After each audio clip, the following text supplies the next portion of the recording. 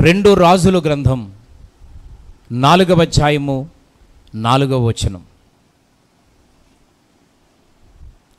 అప్పుడు నీవు నీ ఇంటిలోనికి వచ్చి నీవును నీ కుమారులను లోపల నుండి తలుపు మూసి ఆ పాత్రలన్నిటిలో నూనె పోసి నిండినవి ఒక తట్టున ఉంచుమని ఆమెతో సెలవీయగా, ఆమె అతను యొద్ద నుండి పోయి తానును కుమారులను లోపల నుండి తలుపు మూసి కుమారుడు తెచ్చిన పాత్రలలో నూనె పోసెను.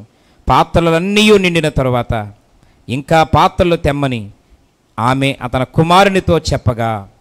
ప్రియమైనటువంటి స్నేహితులారా, ఈ చదవబడినటువంటి వచన భాగాన్ని చూసినప్పుడు ప్రవక్తని శిష్యులలో ఒక్కని భార్య దైవజనుడైనటువంటి ఎలీషా దగ్గరికి వచ్చి తనతో ఈ విధంగా ప్రాధేయపడుతూ బాధ చెప్పుకుంటుంది.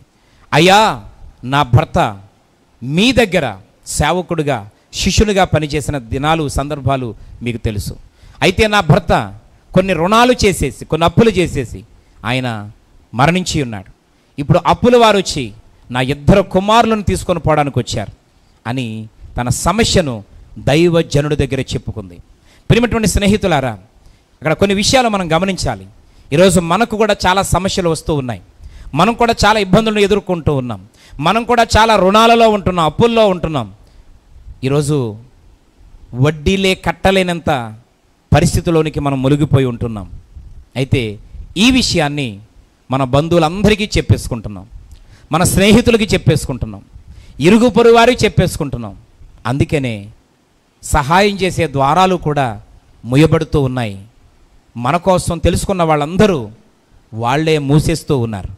కానీ ఈ ప్రవక్తని శిష్యుని భార్య చేసిన అద్భుతమైనటువంటి తెలివైన పని ఏంటో తెలిసిన, 3వ కంటికి తెలియకుండా తిన్నగా దైవజనుడి యొద్దకు వెళ్ళిపోయింది.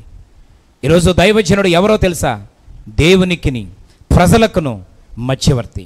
ప్రజలకును దేవునికిని మధ్యవర్తి.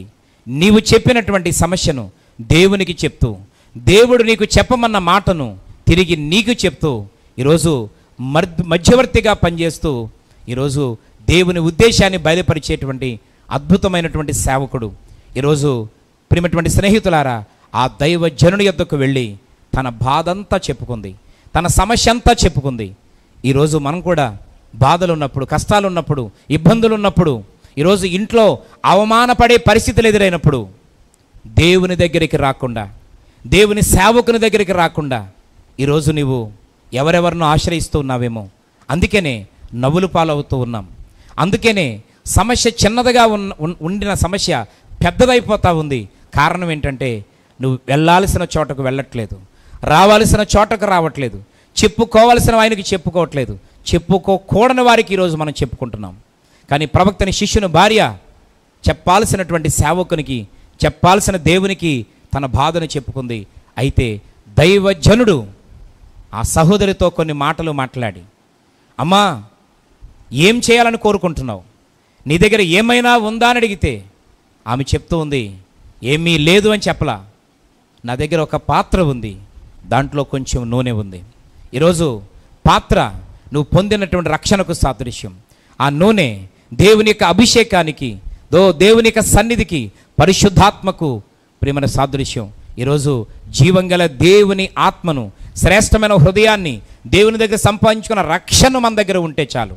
ఆ రక్షణ పాత్రను చేతపట్టుకొని యెహోవా నామమున మనం ప్రార్థన చేస్తే దేవుడు అసాధ్యమైన వాటిని సుసాధ్యం చేస్తాడు, లేని వాటిని ఉన్నవాటిగా మారుస్తాడు.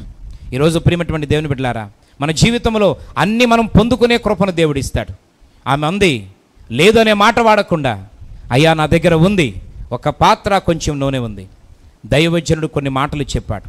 నీవును నీ కుమారులను ఊర్లోనికి వెళ్ళి అప్పు తెచ్చుకోగలిగిన పాత్రలు తెచ్చుకొని మీ ఇంటిలోనికి వెళ్ళి ఆ పాత్రలన్నీ లోపట లైన్గా పేర్చి నీవు నీ కుమారుల లోపలికి వెళ్ళి తలుపు వేసుకొని మీ దగ్గర ఉన్న నూనెను ఆ పాత్రలో పోసివేయండి అని అంటే, ఈరోజు ఒకవేళ మనం ఇలాంటి డౌట్స్ వ్యక్తపరుస్తామేమో, ఉన్నది కొంచెం నూనె కదా, అన్ని పాత్రల్లో ఎలాగొస్తుందని.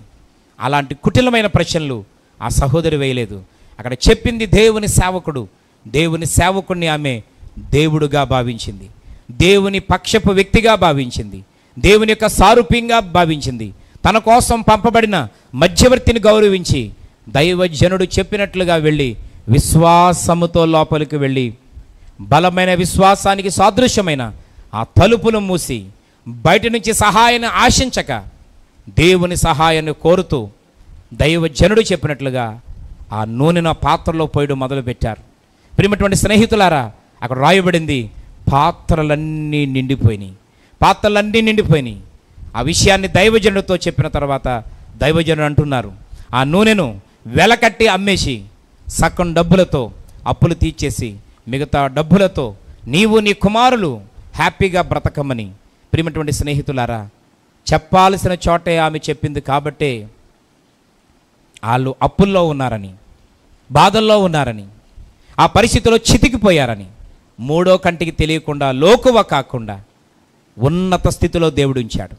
రుణములు మాత్రమే తీర్చడం కాదు, తర్వాత నుంచి వాళ్ళు ఎవరి దగ్గర చెయ్యి చాపకుండా వారి మట్టుకు వారి హుందాగా బ్రతుకుతూ ఇతరులకు వాళ్ళే సహాయం చేసేటువంటి స్థితిని దేవుడు వారికి అనుగ్రహించాడు.